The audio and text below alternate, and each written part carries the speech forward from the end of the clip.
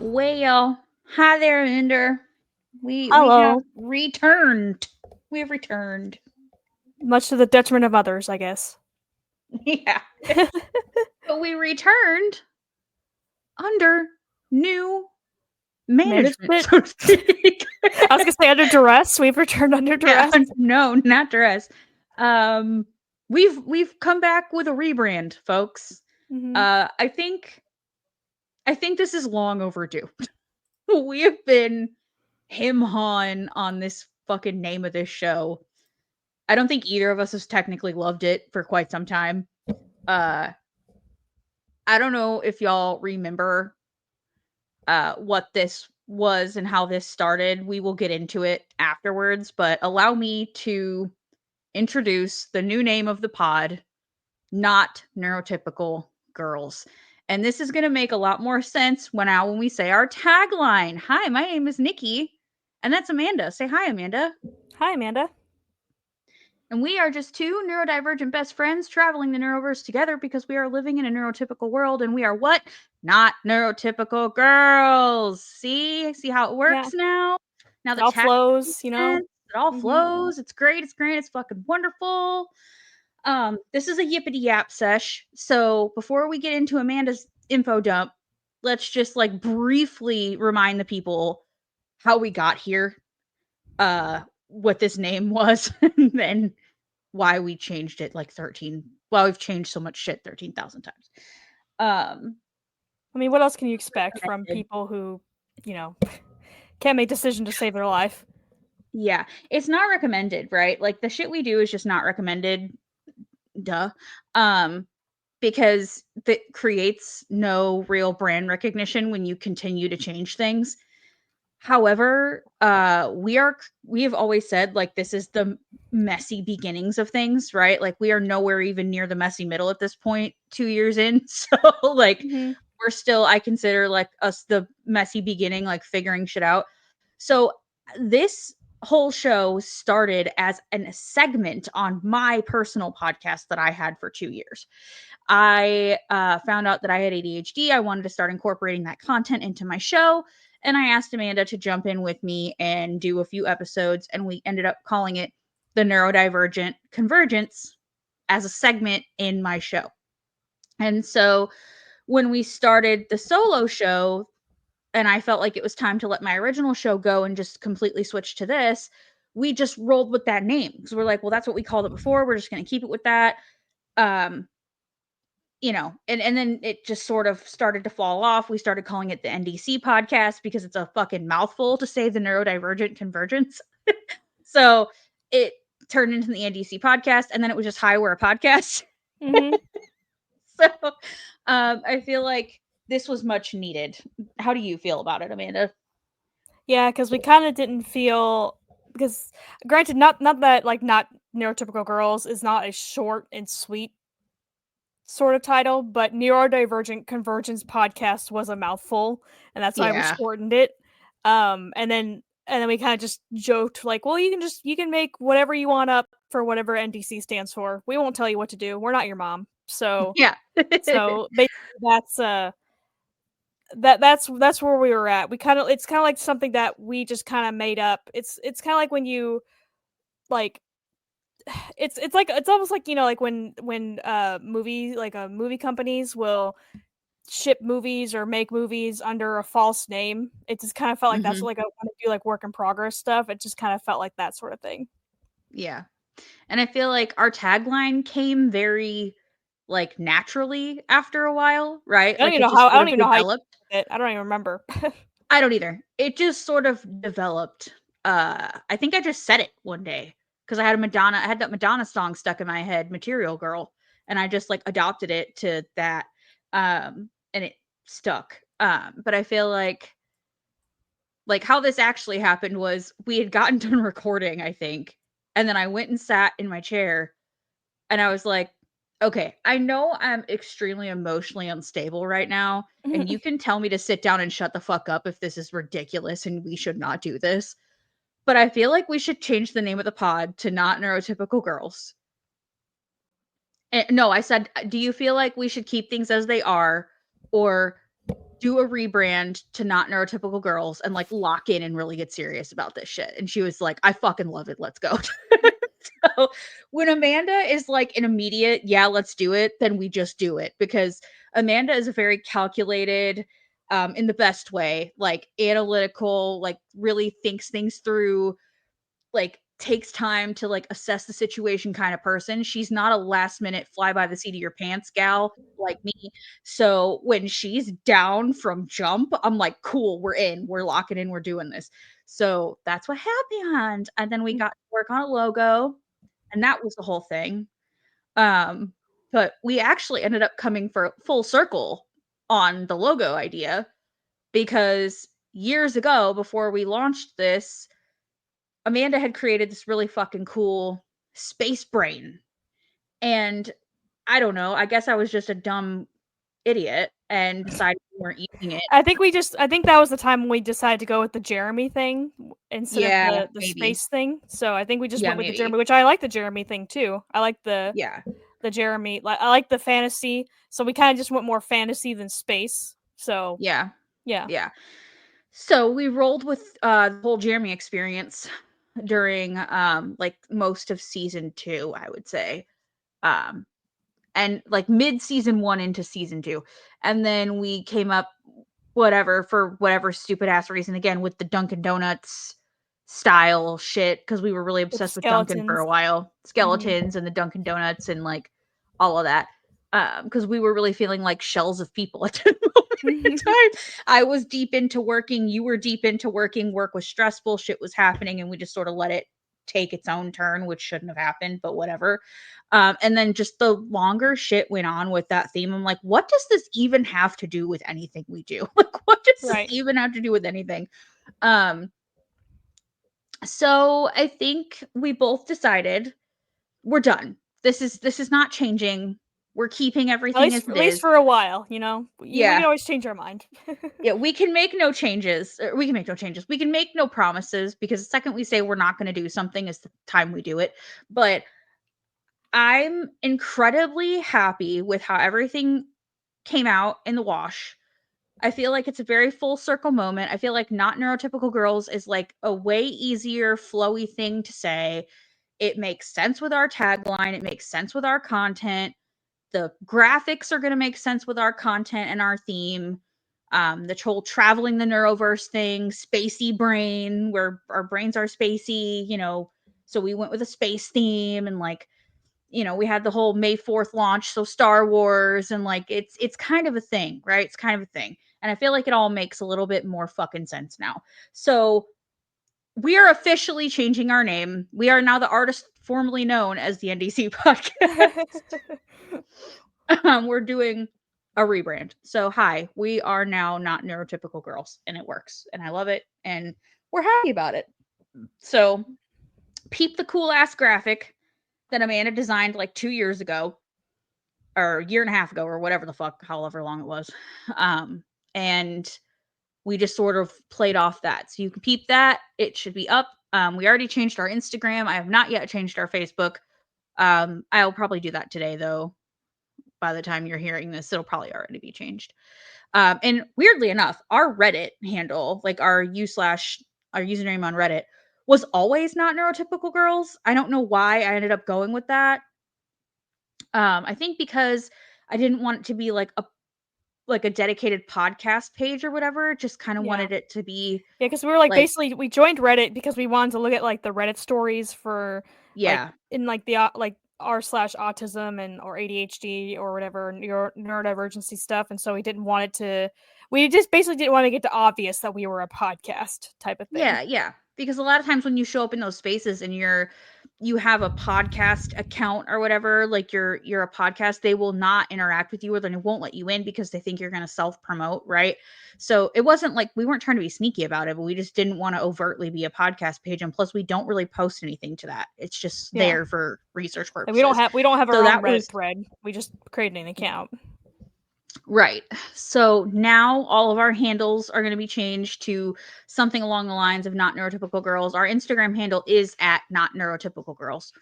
Um, so I'm going to try to make all of them the same.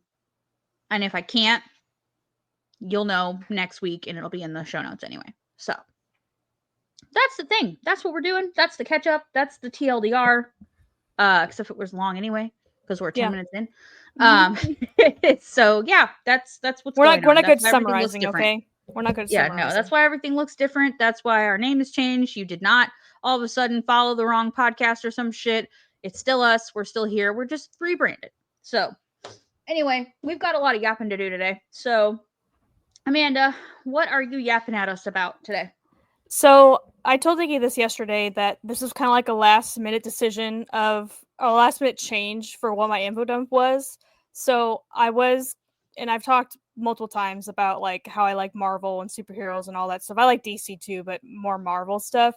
So originally I was going to talk about Marvel superheroes, like basically how I've loved that sort of stuff since I was a kid, like playing, like X-Men Legends or Marvel Ultimate Alliance, or, just, watching the cartoons and stuff. But then yesterday I finished Mr. Robot.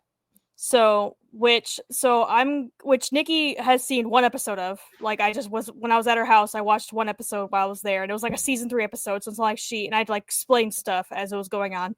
So Nikki will not be really contributing to this, so I apologize. I'm gonna be talking at you.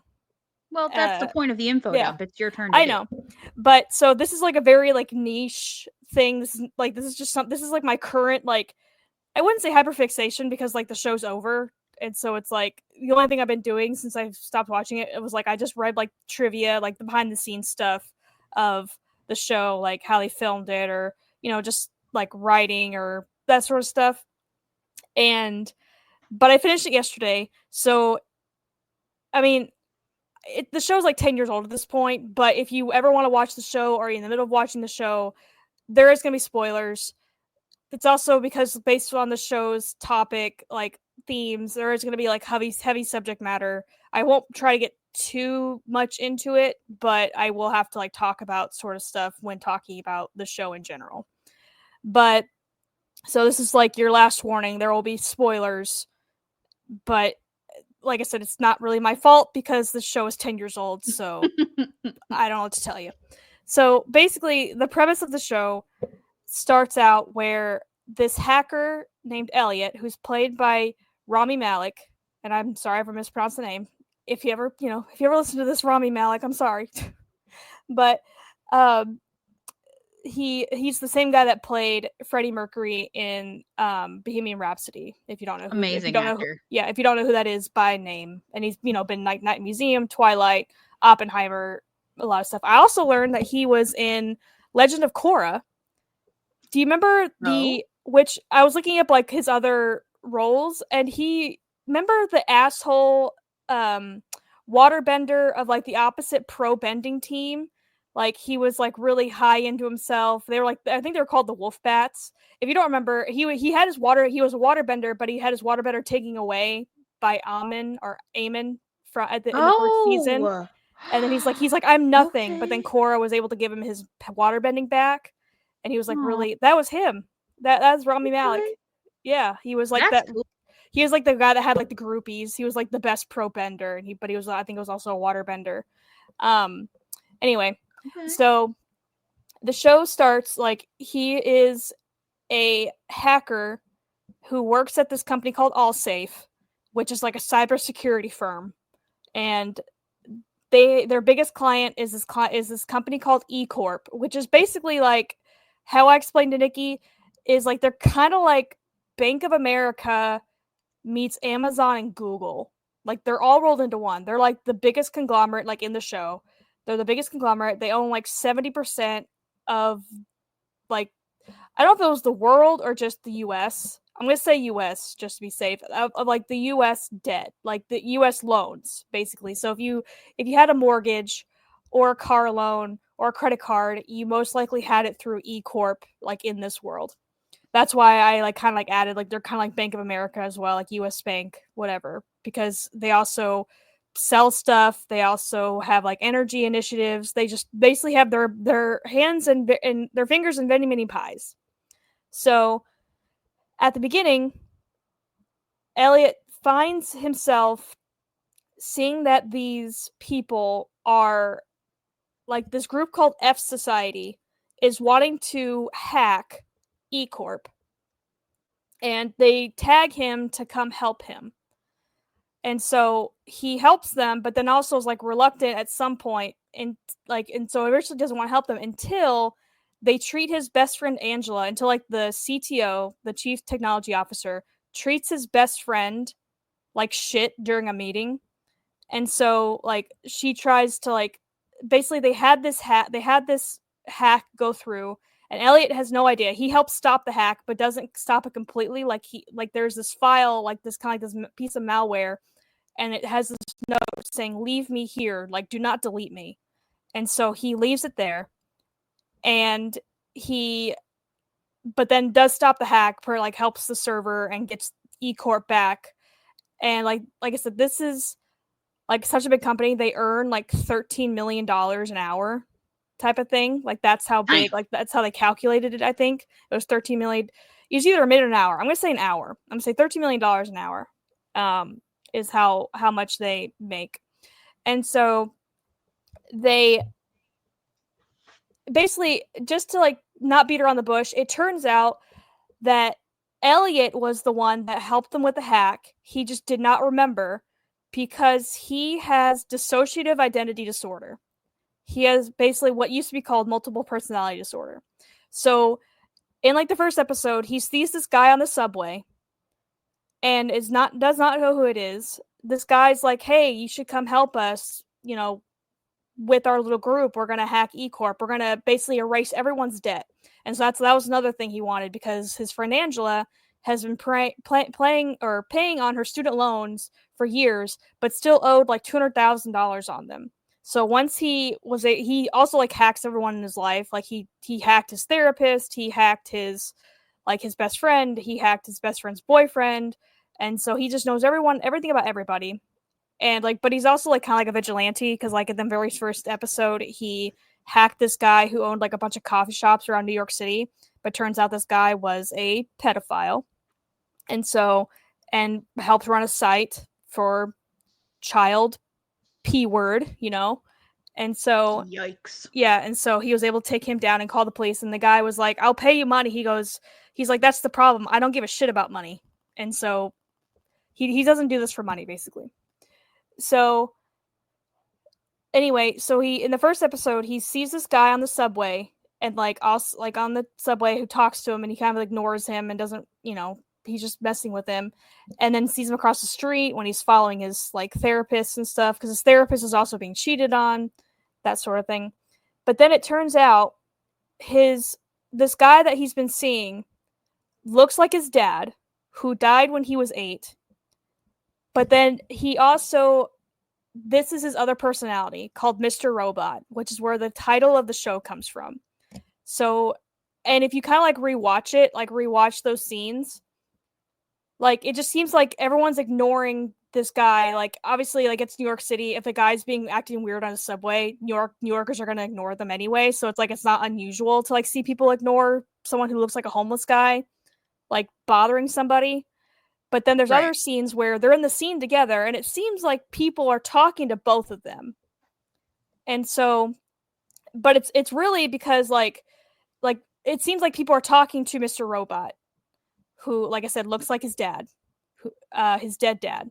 So it looks like they're talking to Mr. Robot, but really what's happening is that Mr. Robot took over the body, because and I will say, first and foremost, I don't know that much about DID. Like I've been, I like reading about and stuff. And obviously this show is not going to be a perfect representation of DID. I don't think there's really anything that's perfect representation of DID. So just take it with a grain of salt. This is just a very like Hollywood version of DID. So I'm just going based on, and they even like mentioned that this was DID. They even like mentioned that this is what he had until the very last episode of the show, that this is what he has. So, but like there's scenes where they're both in the scene and they're talking to Mr. Robot, but what it is like you see Elliot, Rami Malek's character, like in the background, like watching everything going on. And so that's because Mr. Robot is the personality that took over. And so Elliot is the one that is like watching everything as it's happening. Basically, Mr. Robot is fronting. I think that's what they call it. Like he's the alter that's fronting, or he took over the host body. So long, convoluted like storyline, but basically they get it to work. They are able to hack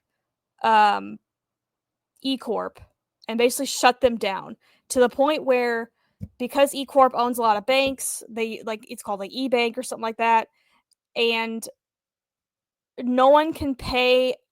It's like a double-edged sword, because while no one is obligated to pay on their loans because all their records were wiped, like that also means if you paid off your loan, like there's one scene where this lady's at the bank showing that she had the deed to her house, showing every statement she's ever had, like every payment she's ever made to her mortgage, saying that she paid this off, but they won't release, like, not the deed, but they will release whatever you get, like the final thing you need to prove that the house that you own is now officially completely 100% yours. Like you no longer have a mortgage on it, because their records were wiped, and so they have no way of verifying it, like on their end.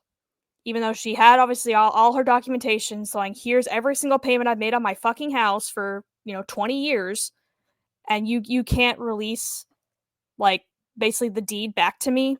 And they're like, no, because we have no proof on our end. Like, because obviously, like, that lady could have forged all that paperwork for all they know. Mm-hmm. And so it is like a double-edged sword, because, like, now this lady's, like, official house documents are held hostage by the bank because they can't make for sure that she should own this house. I mean, they can't really take the house away either, because it's like they have no way of knowing. But people's like student loan debts are wiped out, their credit card bills are wiped out, everything's wiped out. But the dollar is completely depleted, like the US dollar is completely worthless. So what does E Corp do? They make their own cryptocurrency called eCoin. And so yeah. And this show is obviously very like anarchist, very, I wouldn't say far left, like politically, but it's very obvious that the creator and writer who also directed all the episodes, he does not like Donald Trump at all. Now, mind you, this show started in 2015. So basically 2 years before Trump became president in, January of 2017. So he would have been campaigning at the time? Yeah. So he wasn't even campaigning, because obviously when they were filming this, probably started filming this in 2014. So Trump didn't start campaigning until 2015, I think. I don't remember when he took that miraculous, descent down the escalator type of thing. But I think that was 2015, but I don't remember what day that was. Okay. And so when he announced his candidacy. So but even at the beginning, like even in like the first 2 seasons, it's just funny because basically it's this group like E Corp, like think of like the Elon Musk and the Jeff Bezos of the world, and they're portrayed as the bad guys, which is kind of funny because like obviously, and people are like, well, it's so funny that they like these people write this sort of stuff, this sort of plots, but then they have like obviously they're owned by like Hollywood, who is also a bunch of rich people that control everything. It's like, yeah, but you can't really like it's like I don't really want to get into that. It's kind of like, well, yeah, but it's kind of like an Andor when he goes, I have to use the tool of my enemy to make the rebellion succeed type of thing. Yeah. But like even in like the show, the CTO of E Corp, the one that treated like Elliot's friend like shit in that meeting, he when they were like talking about Trump at one point, like I think it was like right when like Trump announced his candidacy, like in the show. And he goes, see, if I were ever to run for politics, I'd have him on my ticket. And so like this maniacal, like evil corporate overlord saying like, yeah, I'd have him. And then the other guy goes, well, he's an idiot. Like he's so like they actually talk about Donald Trump in the show? Yes. Yeah. And they like the bad guys meet at Mar-a-Lago, like for their evil meetings. The show. Yeah, in the show. They meet at Mar-a-Lago in the show. Wow. So And the reason why I think like I wanted people to avoid spoilers is like because you don't know that Elliot has like DID and multiple personalities until like the 8th episode. Because like for an episode, you think because like I said, it builds up. His dad died because, and this is also right why you want to go against E Corp. E Corp owned the plant that gave like the nuclear power plant that his dad got cancer from. They had a leak. Like I think he worked at the power plant. He was an engineer. Yeah, he was an engineer. And so he worked at the plant that he like had a leak and like 26 people died from. Like they got cancer, like leukemia, like and died like really quickly, including Angela, Elliot's best friend. Her mom died as well. So that's why she also wants to go against E Corp. And so basically E Corp and basically they covered it up. They covered up this leak. They shut down any lawsuit against them. So at first when you find out like cuz Elliot like remembers like he has memory issues and so he remembers like he finds all these pictures of him and his dad who looks like Mr. Robot and then finds out his dad owned a shop like a computer repair shop right before he died called Mr. Robot. And so he wears a jacket with Mr. Robot on it and everything. So he owned a repair shop with Mr. Robot. So for like an episode you think did his dad not actually die? And so like and he's been kind of like hiding out or something. Like did he fake his cancer diagnosis or something or get better and he just left?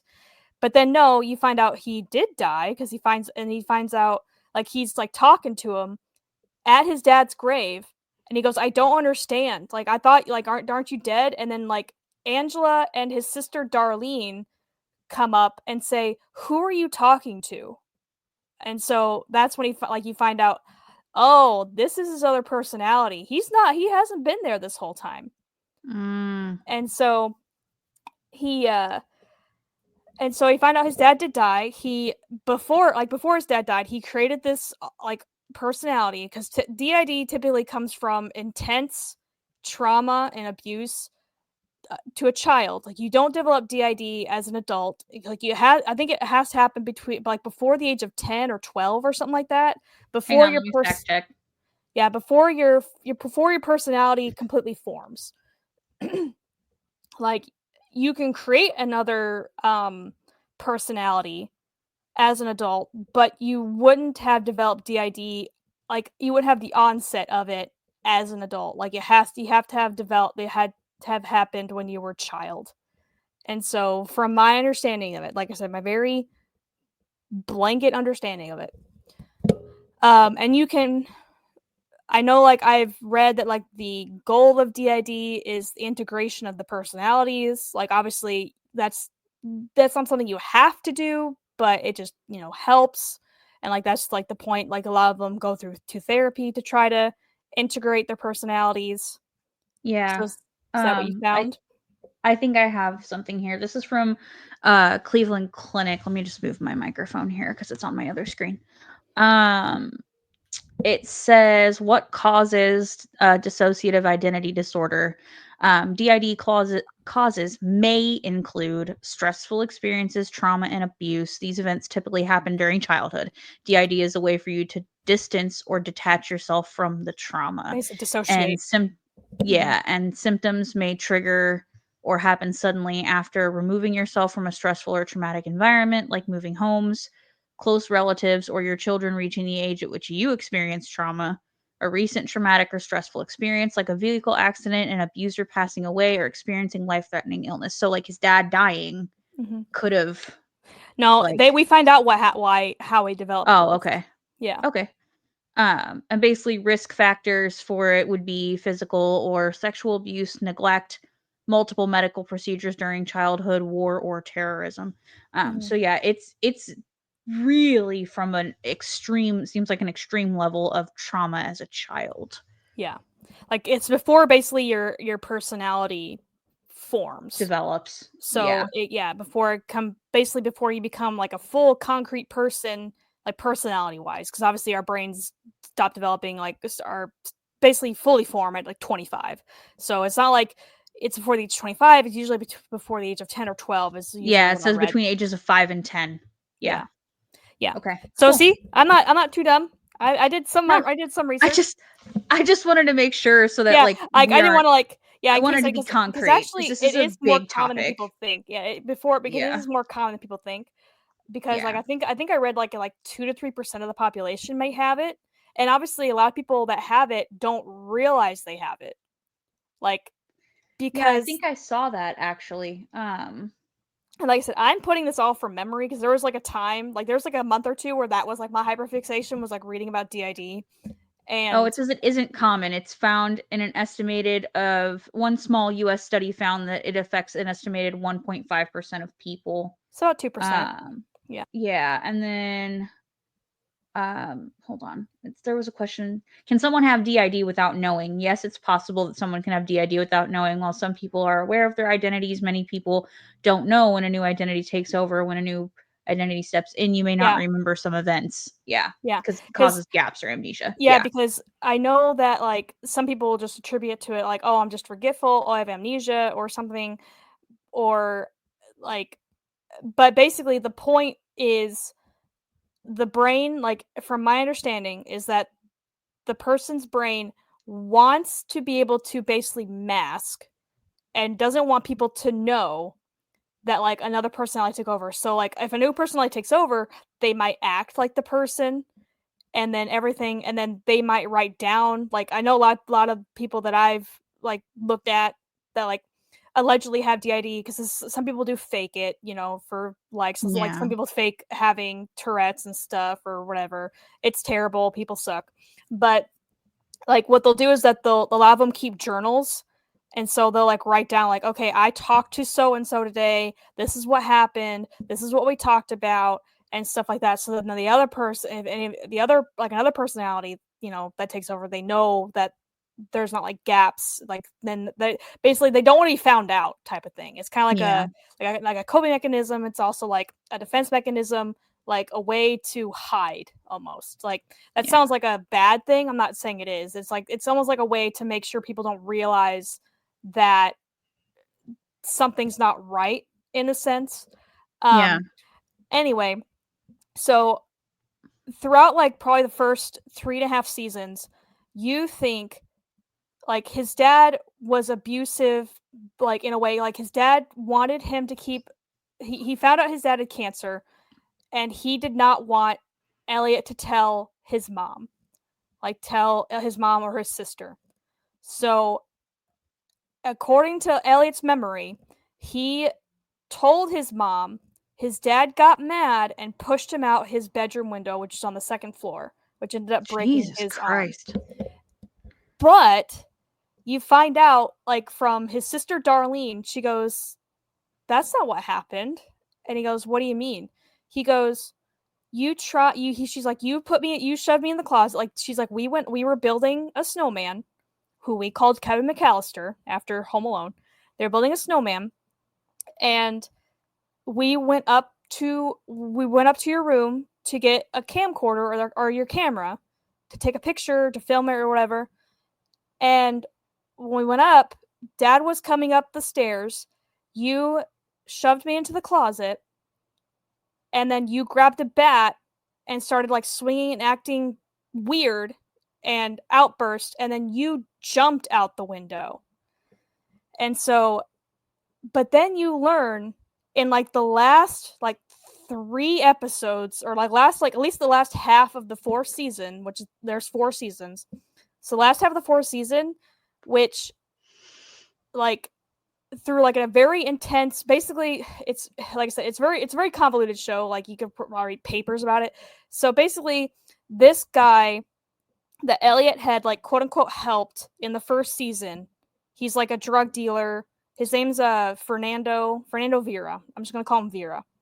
And so Vera like kidnaps his therapist because he finds out that this lady is Elliot's therapist and kidnaps her because he wants to figure out like how Elliot is the way he is, like why he does the way like stuff he does, because Elliot basically helped him break out of prison because Elliot's like it's very hard to. I'm sorry. I know I'm like going all over the place.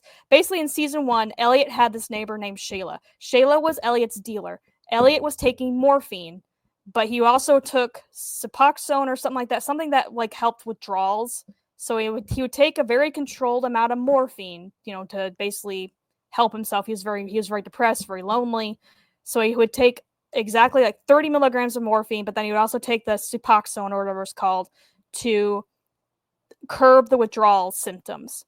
Well, Shayla's like quote unquote boyfriend like / supplier was Vera, and he did not like that Elliot was into Shayla, and ended up killing Shayla.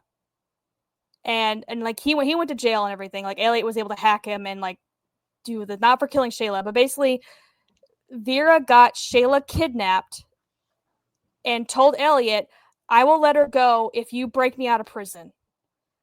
But then it turns out Shayla was dead in the trunk the entire time, like with Elliot in the car. Like, and then he didn't find out until after he broke Vera out of prison. So Vera returns in season 4 after being on the Dominican Republic this whole time.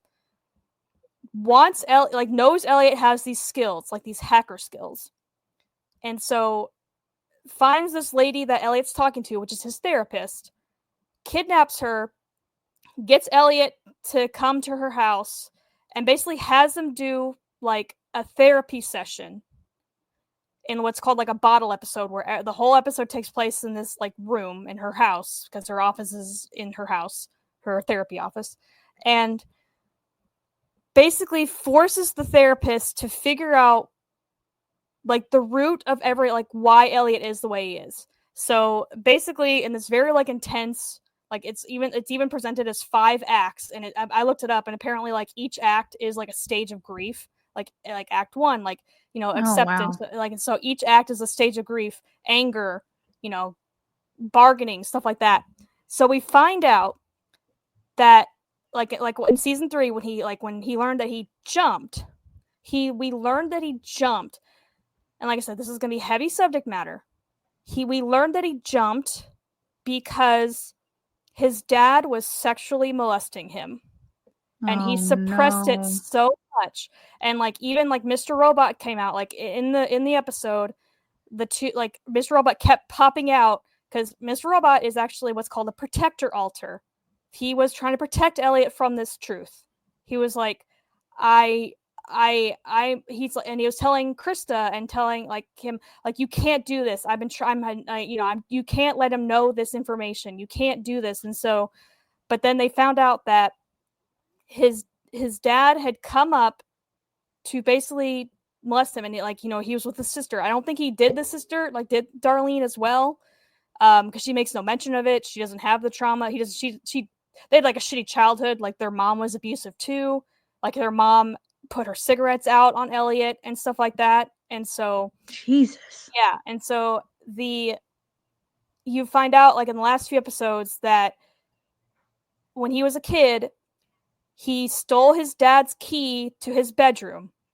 Like his dad had a key to Elliot's bedroom, and so he was able to get the key, and he hid it like in like some city museum, like where him and Angela would. I don't know if her mom worked there. Like I don't know how they were breaking into the city museum and running around and everything. But anyway, he hid the key to his bedroom, and so that was him, because he was basically he was mad at himself. He goes, "Why didn't I do anything? Like, He's like, you didn't jump out the window. That wasn't you fighting back." He's like, you fought your younger self, your 8-year-old self fought back by basically taking away your dad's power and access to your room. And so he jumped out the window to get away from his dad. And so that's why he jumped out the window. And then his dad died like a few months later, or like a month later or something like that, from the cancer. So and so it's just kind of like, basically Elliot has 4 personalities, and we find out in like the last 2 episodes of the series that the entire time of the show we've been actually watching one of Elliot's personalities, which they called the mastermind. So Elliot has actually been inside, like, inside the body, like basically trapped in like this really happy loop that this personality like put him in. And so like I said, it's kind of hard to explain, but basically Mr. Robot being the protector alter, so that's one. That's one personality. He had another personality of his mother that took the form of his mother, which was a persecutor alter.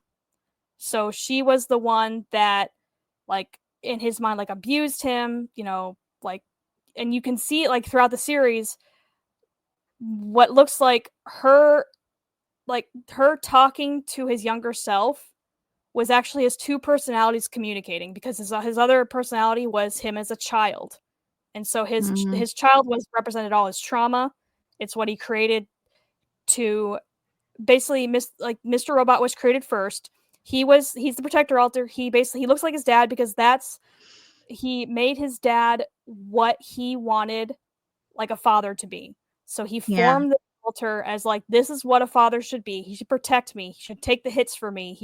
That's what he did. That's what Mr. Robot, like, if Elliot was in needed to be in a fight, Mr. Robot took over and took the hits for him, and was more aggressive, I would say more violent, like he was, but he was just more protective. And so then after Mr. Robot created, then the persecutor alter was created, which, like I said, looked like his mom. And then right after that, his child. So the child, like, basically took all the abuse that Elliot himself could not handle. And so like basically right before the show started, and so alters, like, from what I understand, don't have to be created just when the person's a child. Like, if they have DID, they can create alters and integrate alters, and alters can go away and what's called fragments or something throughout their, like, whole life, basically. And so he, like, right before the show started, he created this alter called the Mastermind. And so the Mastermind is basically like a heightened version of Elliot himself. He's like a super vigilante hacker, like, doesn't really care that much, that sort of stuff. Basically, he's just like almost like a superhero version of himself. And that's like who we've been watching this whole time. Because what happened was the alter, and we see the loop that he puts, like, what's in Elliot's mind is that he put him, like, Elliot in a loop of where he's happy. He's going to marry Angela, because Angela unfortunately dies at the very beginning of season 1 or season 4. And so Angela gets killed at the beginning of season 4, and he loved Angela. Like, they grew up together, like, since, like, both their parents worked at the same place, or both their parents developed cancer. Like, her mom died of the same cancer his dad died of, and so they grew up together since they were children. And so he loved Angela, but Angela always was in terrible relationships.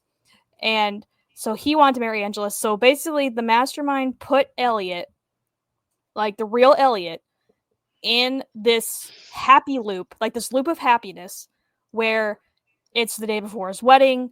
He is packing up to move. Both his parents are alive. Her parents are alive, because, like, in the show, his mom was still alive. Like, she was just in, like, a home. Like, I don't know what happened to her, like, if she had a stroke or something, but she was, like, in a home, but she died, like, towards the beginning of season 4. And so, but both his parents were alive. They were not abusive. He was an only child, like, which the only reason why the Mastermind did that, the Mastermind did not give Darlene, his sister, in, like, this loop of happiness, was because Darlene was the person who grounded him. Darlene was the person that could basically make the real Elliot come out, type of thing. So, which totally makes sense, because, like, in the show, because you're like, why is, like, Elliot always trying to avoid his sister? Why is Elliot, like, always being an ass to his sister? It's because it's the Mastermind pushing his sister away. Like, because his sister is the one that, like, brings out the real Elliot, and basically it's his grounding force. And so, like, his light, basically. So in this loop, there's no Darlene. He has a happy family. His dad still owns the Mr. Robot business. His mom looks like a homemaker. His Angela and her parents are alive. And they're happy, and they're about to get married. But then, like, the loop always restarts, like, because they were saying, like, well, you never, like, the wedding never happens. Like, you just restart. And so basically, like, reading the clues throughout the series, because even, like, one of the first episodes in season 1, like, when he's talking to, like, Angela in his mind, like, he's going through withdrawal from morphine, because Shayla couldn't get him more, or couldn't get the withdrawal, like the Suboxone, and preventing his withdrawal symptoms. he was going through like real heavy withdrawal and having like hallucinations and everything, and then he sees Angela and she goes, and at first you think it's like strange, like that's like a really offhanded comment she said. She basically tells him, well, you're not Elliot, you were just born a month ago. And so basically saying that the mastermind personality was created like a month before the show started. Wow. So it's just like they said, I watching that like just blew my mind. And there's like, oh, I didn't even go like this whole other aspect, like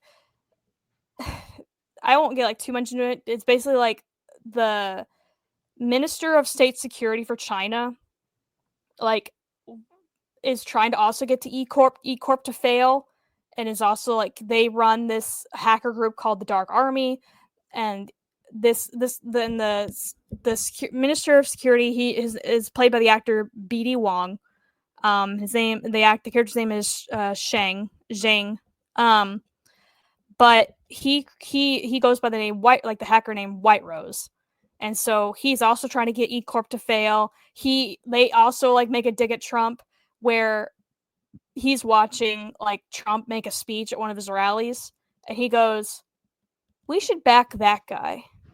We should get that guy in to the presidency. You know, be interesting. You know." And so, I think at that point Trump had won the election. Yeah. That's like I don't know if he won the election while they were filming it, but at least when the show aired, Trump had already won the election. So there's just another dig, like just shows like how many bad guys wanted Trump to be president, and like I said, having meetings, like even like they discovered like the top 1% of the 1%, like almost like a deep state type of group, but they call it the Deus group, DEUS, the Deus group, which is like the 100 most powerful people in the world having a meeting, and like in that meeting you see the back of like what looks like Trump. God. like grabbing a burger from someone to like eat a burger, and like it's just, I was like, oof, perfect. And this show ended when? 2019. So okay. Yeah, it started in 2015. Right. Okay. So, but that's very weird because I feel like that's a very prophetic of the current situation we're in. I know, like, that's why I was telling all the Nikki billionaires behind him at his inauguration, you know? Yeah, like, I was telling Nikki and Scott, I'm like, I was like, I've been watching Mr. Robot, and it's way more, like, I feel like it's more relevant now than when it was created, like when it was on air. And so, but Minister Shang, like, runs this group, and basically they control everything. But Elliot and Darlene figure out a way, because they help get E Corp back online because they realized, hey, we kind of fucked up. Everything's in shambles now. We kind of did a brash thing, so they got E Corp back up, but they did it with like almost like a stipulation of, okay, well, we can make them better. So like Elliot gets a job at E Corp, he gets like all these terrible executives like fired because he hacks them and is able to send like their information to like the FBI and like HR or whatever and gets them out. But basically, they are able to hack. They're able to, like, the last season is basically them trying to get information on the bank that all these people, like all these 100 people, keep their money. And it's like a bank in Cyprus and like an offshore bank account. And they're able to steal all of these people's money. Like all their, which I'm like, okay, first of all, these guys are fucking idiots to put all their money in one bank account. One bank, yeah. And so I'm like, obviously, it's probably not all their money, but like obviously in the show it's very symbolic, haha. And so diversify, bitches, diversify. Yeah, right, exactly. Diversify that portfolio.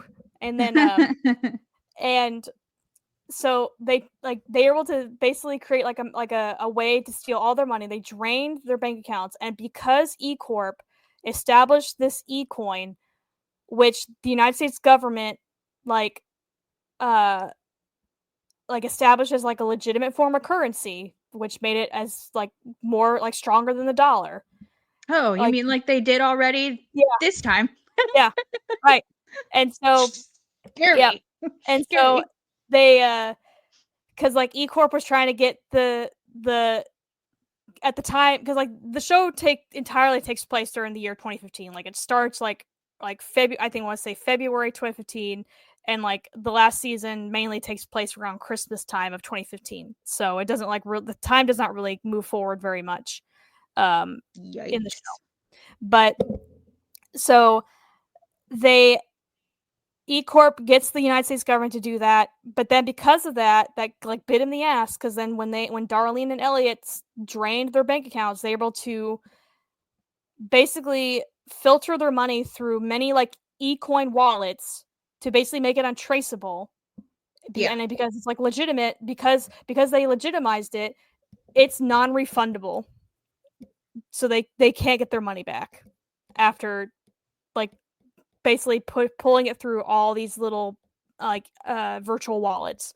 And so at like towards the end of the season, Darlene then is able to divvy up the money to everyone with an eCoin wallet, which is basically like almost everybody, because like the dollar is like, you know, worthless, so everyone uses like eCoin, and so is able to split the money up evenly among everyone that had an eCoin wallet. And so like she does it, and she's like sitting in a park, and she can see everyone's like getting notifications on their phone, and they see that they all got a deposit. And I looked it up. I was like, how much is the top one? Obviously, like this is our world versus, you know, fake, you know, the TV world. But I was like, how much are the top 100 people worth? And so I found out it's about $7 trillion dollars, the top 100 people. And so I'm like, okay, say Darlene just did it for Americans. Because like eCorp was like a global company, but I think it just mainly operated in America. Like say they just divvied up to Americans, say like 200 million Americans, like because like you subtract children, you subtract people who don't have eCoin wallets, say they do that. So I did 7 trillion divided by 200 million people. So each person, according to my math, would have got $35,000. Holy shite balls. Yeah, so that's why everyone was like, so, because at first I'm like, okay, well, like how much could it really be? And so that ain't nothing to sneeze at. No, it's not. Because I was thinking, okay, maybe a couple thousand, but no, when the fact that like 100 people have enough money to give 200 million people $35,000, like fucking ridiculous. And so, and they're like, oh, this is the biggest wealth redistribution in the country. And now we just had that happen, but in the reverse, because now billionaires have another tax cut. And they're doing it in the form of taking away healthcare from 17 million people. But thankfully, the House did vote no on that bill yesterday. Did they? Because the Senate voted yes, because like Vance was the tie-breaking vote, but then House shot it down. It was 207 to 216. Yeah, because I think I know like this like Tea Party Republicans were like, no. Yeah. No. Four Republicans said no. Every Democrat said no. And 9 Republicans did a no vote, which I'm like, I don't know what exactly constitutes a no vote or why they are able to put absentee vote. Yeah, that means they just didn't vote. Yeah. They just weren't there. Yeah. Like physically weren't there to do it. Yeah.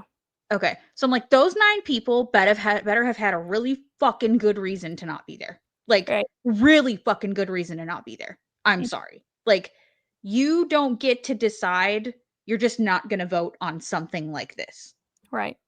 If you're just like, they had to vote in person. They had to vote in person, because I think like one of the votes that they did, I'm not sure if it was the Senate or I think it was their House, but basically they won the original vote like before it was put to the Senate by like 1 vote or something, and they almost didn't get it because one guy overslept.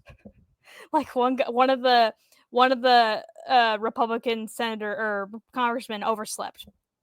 So yeah, so fired. basically instant fired. Yeah, you're done.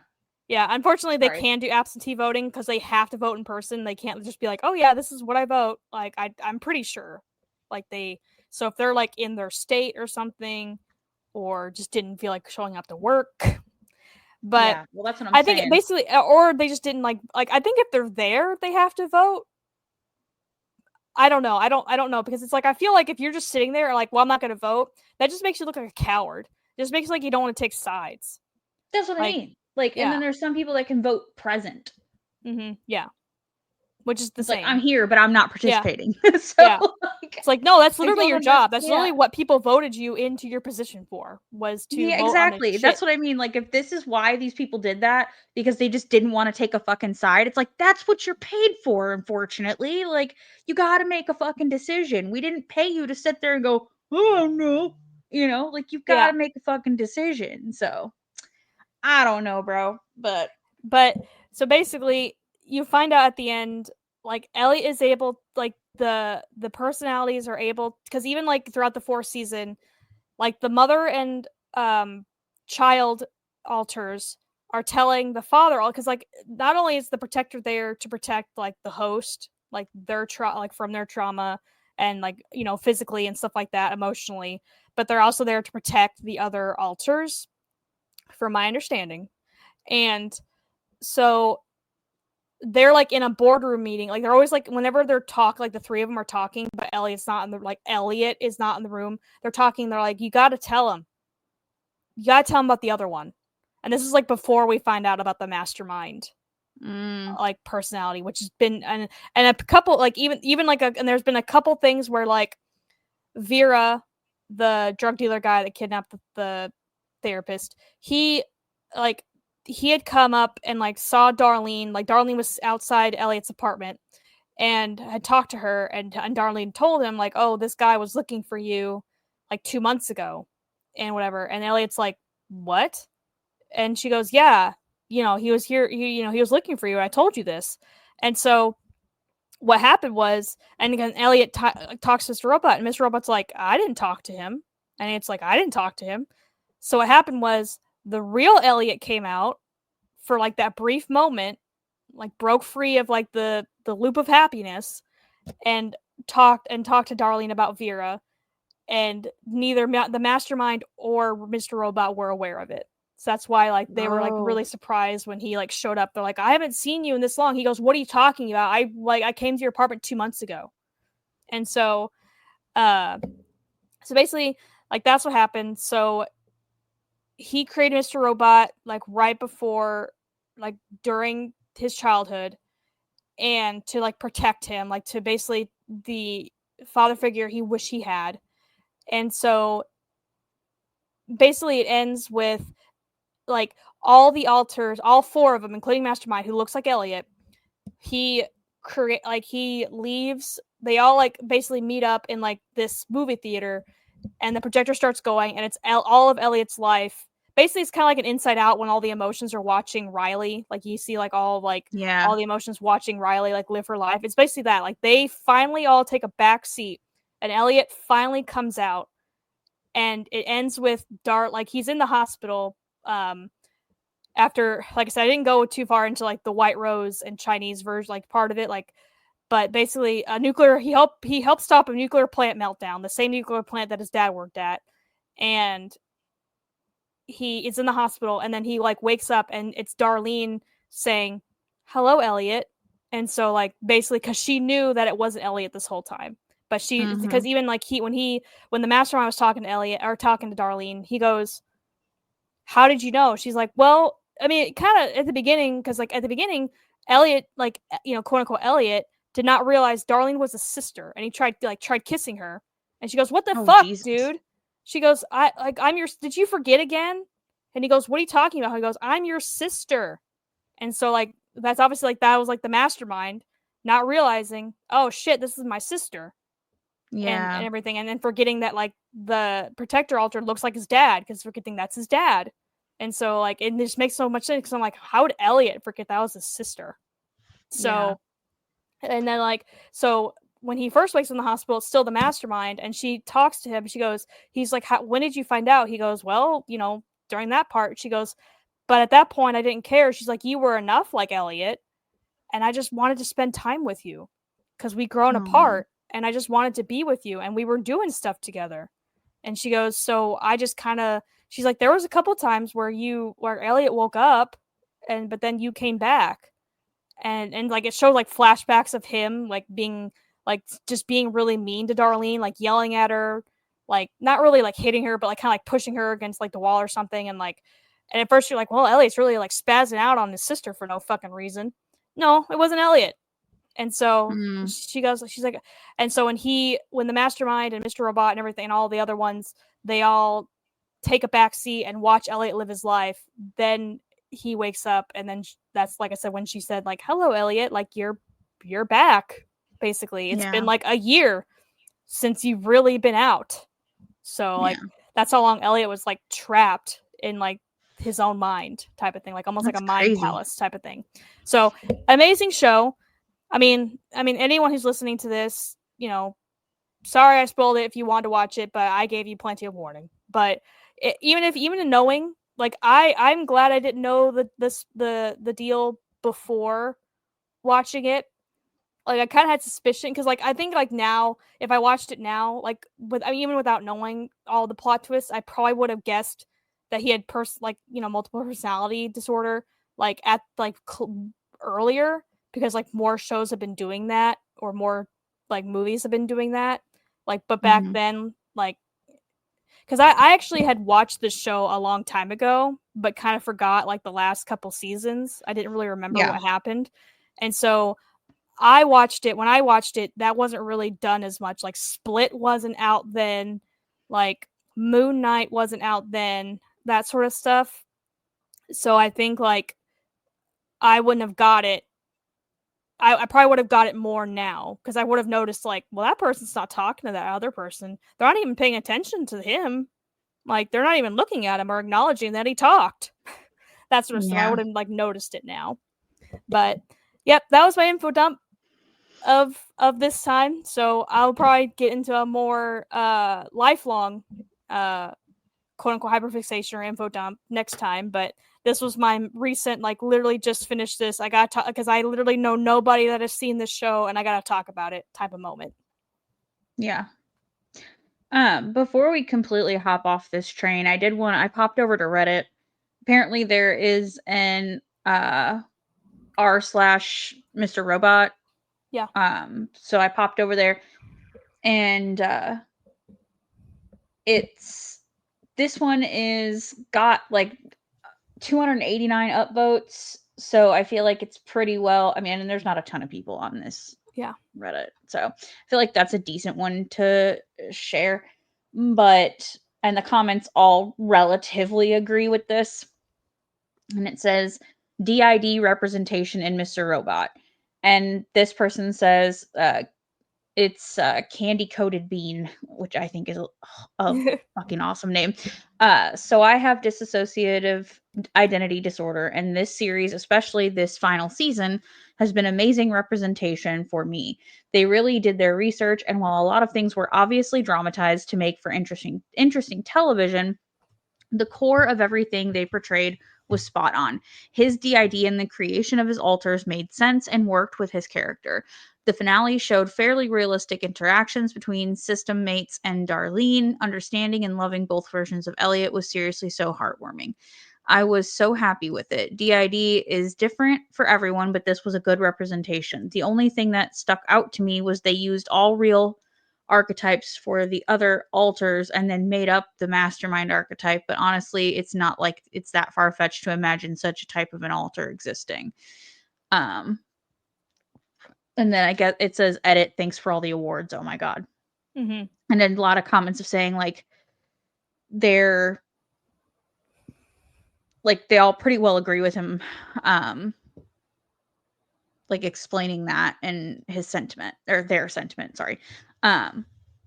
So yeah, I was just curious to see like how many people who are in that community who do have DID, if they felt like this was an accurate representation or not, or a close enough representation or not, or if it was like too dramatized and not like, it's kind of like we're dealing with a Maddie Ziegler sing thing or whatever the hell that movie was called. Maddie Ziegler issue.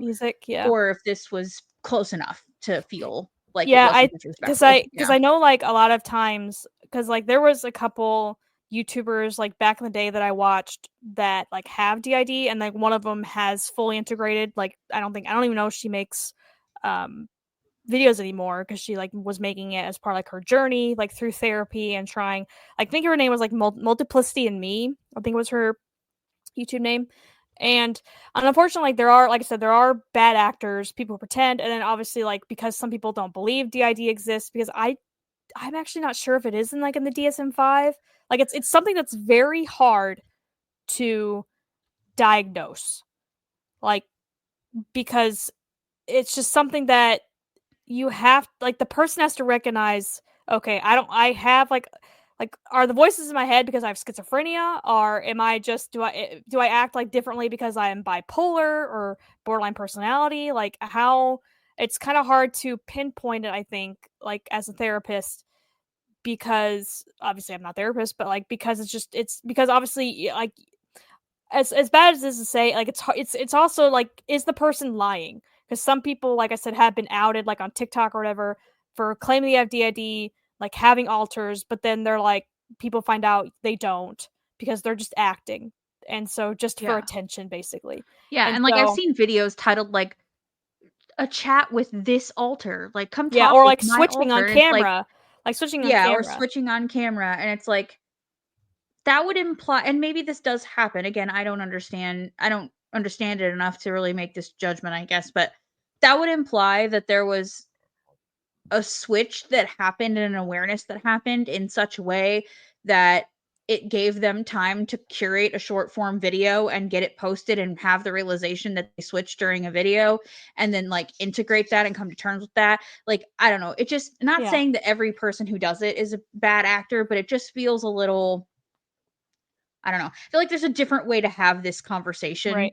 than to show, like, to record yourself all the time and like show mid shifts and Yeah, stuff. I Different know if you're like doing it for your own research, right? But right. like, I know like some people, like at least the one that I believe that has had it or has or had it, she said she like there was one, I think one of her alters was called Jake, and he was more like an intellectual type person. So what she would do is that if she want, basically she just wanted to show like Jake, like her turning into Jake type of thing. So what she would do is she would turn on like documentaries, like nature document stuff that he would be interested in watching to like get mhm, him to come out.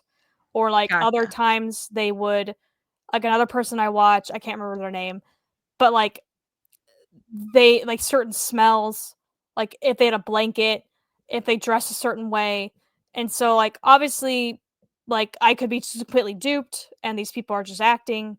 I don't want to say they Right. are. It just, it to me it seems genuine, but and I'm also Yeah. I'm pretty sure I'm a pretty good judge of character. Like obviously people can act and put on a show and whatever, but it's it's it's just one of those things that think of like probably the most well-known quote unquote case, like fictional case, is Gollum and Smeagol. Like Yeah. obviously Tolkien did not really probably understand. Like it was, even if multiple personality disorder was even a known thing when he was writing that book. Like obviously it's just it's obviously like the dichotomy of good and bad and stuff like that. But think of that, like that's probably like the most. But then like I know a lot of them that have, like a lot of people that with DID, they hate movies like Split, which always like they're like every time someone with DID or like personality disorder, like I think of the movie, oh, it's a movie, Primal Fear, I think it's another one. Sorry, spoiler, but that movie's from the 1990s, so I don't feel too bad spoiling that. But like Primal Fear with Edward Norton, he also plays someone that has like another personality. And so it's they're tired that like it makes them look like they're always displayed as a bad guy. And so Yeah. like they always I've have like heard a that. they always have like a quote unquote beast alter, like a violent, aggressive alter. Whereas like Ellie didn't really have that. Like, yeah, he had like he got angry sometimes, but he didn't have like just outright villainous side to him. Like Yeah. outright just monster. Cause even when he and Mr. Robot were like fighting, like he he was trying to like there was like this one like part of taking down E Corp by like the Chinese guy was that they blew up 71 buildings of E Corp, and when Elliot thought they were just blowing up one, are like trying to take down one, and so he was trying to save it. He goes, "There's people in there," and then the other one's like, "Yeah, but it's like, who cares to take them the building? We made sure they evacuated." And Elliot's like, "That doesn't matter." But then turned out to be not for no reason, because the Chinese, they just blew up 71 of the buildings and that weren't evacuated, like 71 like office buildings. So like thousands of people died. And so, but Elliot, like even then, like even though at the time it seemed like Mr. Robot was kind of like the more evil side of Elliot, because he just seemed more direct, more aggressive, more quote unquote violent, where even he was like, okay, let them blow up the building. We got the people out. Like, who cares if the building's blown up? Like, basically the building they wanted to blow up had all the records of E-Corp. Like, E-Corp was trying to rebuild their database of all the records that like the hacker group wiped out. And so they were then shipping all their paper records to this one main building in New York, and that's what they were going to blow up. They were going to make sure they didn't have the paper records of like the digital, basically the backups for the digital files that they erased, to basically to cripple them even more. But even Mr. Robot, who is the more like evil version of Elliot, to put it in a dichotomy, like even he was like, yeah, but we saved, there's no people aren't going to die. And so like even he didn't have like an evil side to him. So It's just, so it's, I think that's why that one person really liked it. Like, yeah, they had like what they said, like the stereotype, like they had the persecutor, the persecutor altar, but even she wasn't like 100% evil type of thing. She's like, we got, like, she was like, well, we have to tell him that he's another personality. Like, you have to tell him. And then Mr. Robot's like, no, we can't tell him. He's not ready. And so, like, basically not ready mentally. And so, even she was like not wanting to completely ruin everything type of thing. Yeah. So, but overall, very good show. I mean, if you guys don't mind spoilers and don't mind watching the movie or watching the show, even knowing everything, I still recommend it. It's a very well-made show. They even did like one episode. The director, who is also the creator and writer, he loves his one-shots or oneers, where one episode looks like it was shot all as one take. It wasn't, obviously, like they did like sneaky little cuts here and there, but it was all shot as if it's one take. And so it's a very well-made show. So even if knowing the plot and everything, it's just a very well-made show, and I think everyone should watch it because it's great.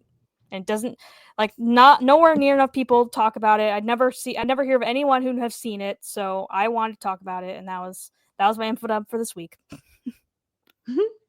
Yeah, I mean, the one episode I watched was actually really good. Like, I thought it was good. Yeah. I don't know that it's something that I will like watch independently, but yeah, I liked it. But yeah, okay, so are you good? Are you satisfied? Are you happy? I'm good. Are we ready for fun and fuckery? Yes. Well, thanks for that, y'all. That was very interesting. I enjoy that topic. It's something, and it to kind of tie into, neurodivergency type of thing as well. Yeah. Well, that's kind of I mean, we said that was kind of the goal. Sometimes they might have not shit to do with it, but I feel like a lot of the things we get into, our community does seem to get into or has some tie back to our community. So I feel like it all makes sense. We did it for a reason. You know what I mean? Yeah. Like, we set it up this way for a reason. Right. So, but yeah, I think that was great. And I think we probably should have a more in-depth conversation about DID at some point, where we really do get into some serious research about it. And try to do a more well-informed episode. Maybe we'll see if we can find someone who's more of an expert on the topic to bring on when we do that episode. I do want to make sure that I'm approaching that episode with like the utmost care, because like it's definitely one of the more complicated. It's definitely one of the more complicated disorders, I think. Yeah. I don't want people to feel any more villainized than I'm sure society already makes them feel. And already presents them as, because that's never our goal here. So it's a topic I would like to cover, but probably not without extensive research and maybe a guest on the show that has more knowledge about it than we do. But all right, thanks for that one, Aminder. That was wonderful. So if you're not joining us after this section of the show, if you're not here for fun and fuckery, which is valid. We respect you and respect your time and your wishes, and that's fine. But it really is much more fun on the other side of this. So we encourage you to try it once. It's fun. If you won't, though, all the new things are in the show notes. I will make sure all the handles make sense and that you know where to find us before I even hit upload on this episode. Yeah.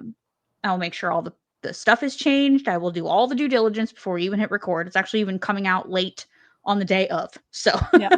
All right. So you guys will know where to find us.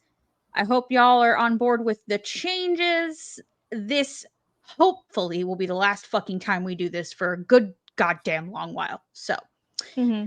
All right, here we go. Let's hit the fun and the fuckery. Here we are. Go.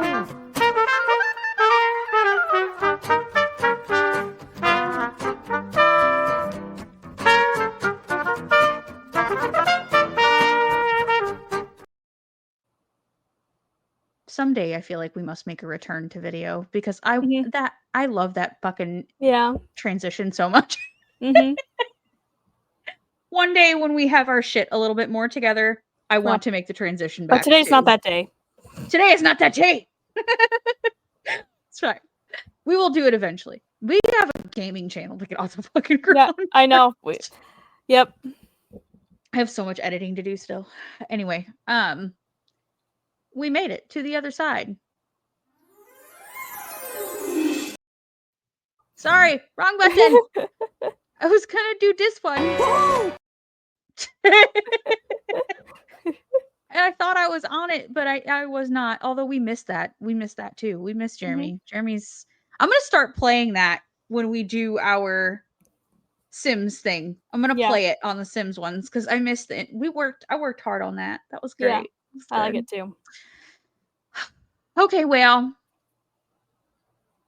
we have a Mad Lib this week. We do. No Sims this week. Sims is next week.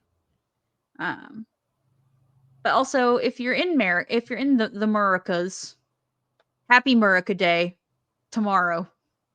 It's also my son's birthday, my oldest. So we're gonna be doing Murrica things tomorrow, trying to forget that this is a new dystopian hellscape that we live in. I haven't heard anybody like, I don't know if it's because people around here are just tired or what, but like I haven't heard anyone we're all tired. I just haven't heard anyone put any like fireworks. And usually like it's like usually leading up to like the week of. Yeah, around here we started last fucking week. So. I know they were there when I was there. Like, but at least here, like I haven't really heard any fireworks. So well, lucky you. Mm-hmm. We live in the fucking boonies, surrounded by Trump flags and yard signs. So I expect it will be very goddamn loud over the next few days, and my poor dog is going to lose her shit. Mm-hmm. So my husband isn't quite fond of them either, although every year that he's been home since, all of that, it's easier, thank God. But he still is never a fan. Right. It's the screamy ones, the ones that go shh. Yeah. And then boom, he hates that. Yeah. Hates that. I hate this. Like, I'd rather just hear the booms. Like, I don't want to hear like the nails on a chalkboard shrieking noise, like banshee noises. Yeah. But anyway, let's do a fun thing. Let's do a fun thing. I need words from you, ma'am. Okay. We have our in case it's been a minute since we did one, so we're still in our Unicorns, Mermaids, and Mad Libs book, and this one is going to be titled An Encounter with Bigfoot. Yes. And I'm pumped for it. So let's have a noun, please. Glockenspiel. Okay. I was like, oh, Glock? It really is America time. Nope. Glockenspiel. If you guys don't know what that is, it's like almost like a xylophone. It's an instrument. More marimba. Not how we spell it, I'm sure, but that's what I'm gonna do. A place. Satan's asshole. Nice. Because that's what it feels like outside. 90 degrees outside. For real. Yeah, for all our folks that deal with apparently the easier system of things to measure by, 90 degrees is what, in the 30s or something like that for them? Yeah, I don't know. Yeah, it's got to be in the 30s because when you do temperature in Celsius with kids, like 37, 38 is like think normal. So we have to know now. Hold on. I have to know. Sorry. 90 degrees. Not digress. Jesus Christ. Degrassi. What? Degrassi. Neil deGrasse Tyson. Yeah, it's 32. So 90 degrees even is 32 degrees Celsius. So it's in the 30s round here, folks, for the people that don't live in America. Yeah, with like 90% humidity. So it's awful. Yeah. It's disgusting. It's a hot, wet fucking blanket outside. Just imagine trying to breathe through a warm, damp wash rag. That's what it feels like. You ever tried to breathe through a warm, damp wash rag? That's what it feels like. Basically, you know how like when you open up a like you open up a freshly done dishwasher and your glasses fog up? That's what happens when you walk outside. When you go from air conditioning to outside, like that's what happened to me yesterday. My glasses fogged up and it was disrespectful, honestly. Yeah, gross. Okay, I need a part of the body, please. Booty cheeks. I got it because I've been watching somebody talking about the One Big Beautiful Bill, and he calls it the Big Booty Cheek Bill. So I love. Okay, a noun, please. Powdered wig. Powdered. Wow, bitch, I can't write words today. Powdered wig. Okay, adjective. Fluffy. I'm not fat, I'm fluffy. Speaking of fluffy, that's who you don't ever check the Discord. Ray and Micah went to Yeah, you told me. Yeah. I'm pumped. I was so pumped for them. I'm like, holy shit, he's like the best. I would love to go to one of his shows one day. It's like a bucket list thing. But anyway, moving on. Adjective. Mustachioed. What? Mustachio, like when you have a mustache. It's like, oh, he's a mustachioed man. He's like a man with a mustache. That's a real fucking word? Yes, mustachioed is a real word. It sounds like it would go in a sentence with bungholio. Yeah. Yeah, it means someone. It means like having a mustache. You're mustachioed. It sounds like some Beavis and Butthead shit. Yeah, I know what to tell you. Mustachioed. And it's not something. And you can't say, oh, it sounds like something you made up. All words are made up, Nikki. Okay. Listen, bitch. I'm just saying. It sounds like some Beavis and Butthead shit. Is all. Okay. Part of the body, plural, please. Schlongs. Oh my god.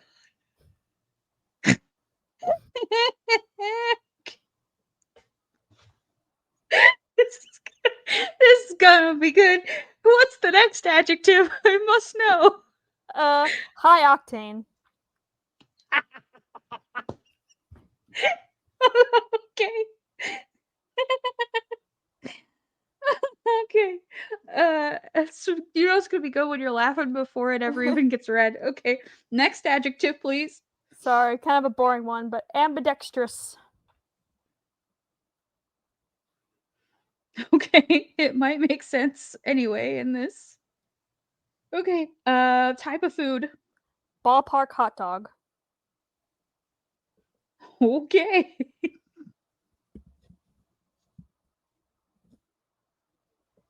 Verb. Do we already know what it is? Verb ending in ing. Fucking.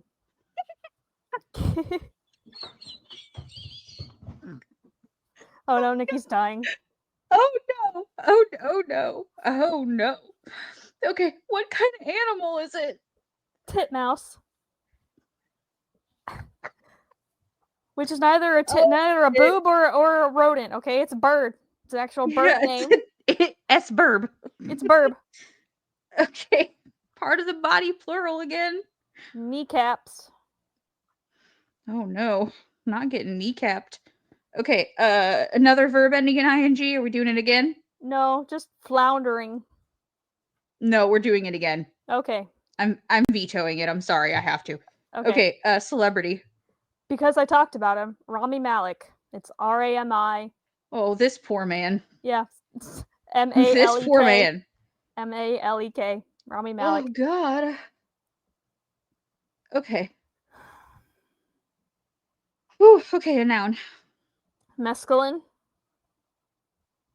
Sure. Yeah, it's an LSD drug. Oh Jesus. Liquid. Gin and tonic. Oh Jesus Christ. And finally, a type of food. I just did lemon because I made lemon cake the other day. Okay. Oh, Jesus H. Tap dancing. Jesus Hakeem Christ. We can do this. We're going to compose ourselves. We're going to be a whole ass professional. And adults. And then it's going to fall apart. Okay, are we ready? Sure. An encounter with Bigfoot. Before they vanished, a well-trained glockenspiel of explorers sent an SOS from the snowy peaks of Satan's asshole, claiming to have spotted big booty cheeks.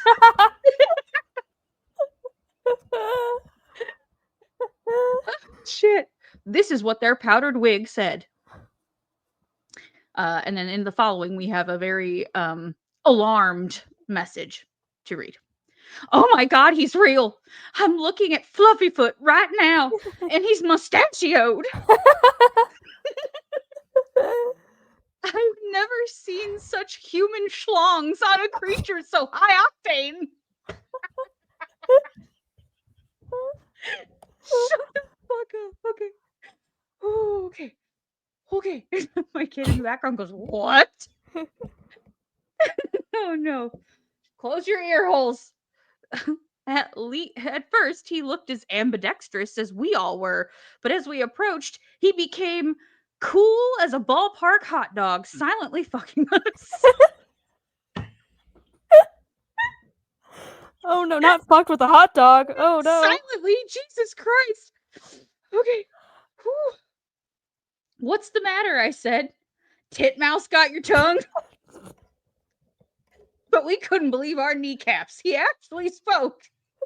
Now the creature won't stop fucking on and on about Rami Malek and mescaline flavored gin and tonic. Help! Someone make this beast shut his lemon hole. Lemon hole just makes me think of like, isn't that Lemonhead like unacceptable? Yes, unacceptable. Yes, that guy from Adventure Time. Oh, for fuck's sake.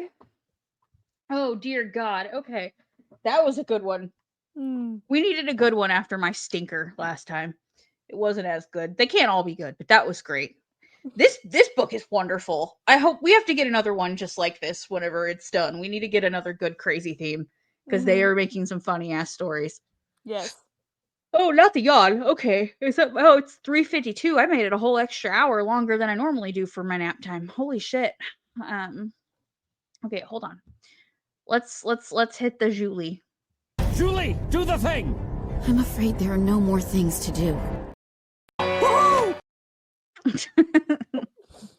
And one more. We did it! Yay! We did it! Yeah. Okay. Lohisimos, we did it! Yeah! Oh, shit balls. Well, that's the way the cookie crumbles. Yeah, that was a good one. I got shit to do now. I have to go change all our shit and get this uploaded. Thank God we don't give a fuck about editing much anymore unless we absolutely have to. It's actually quite nice because the gaming channel is so edit heavy and takes me so fucking long to do that this is nice. It's just like, hey, we said things, put it on the fucking internet, you know? Mm-hmm. So, yeah. Thanks for hanging out with us all the way through the end. As we said before, all the new podcasty things will be in the show notes. I hope you love the change. And we will see you next week for another episode of Not Neurotypical Girls. I don't know if I love that outro, but it's the thing I said. Yeah. All right. We'll anyway, workshop it, you know? We'll workshop it. We'll workshop it. All right. I love you, lady. We will talk to you later. Okay. Love you. Bye-bye. Goodbye.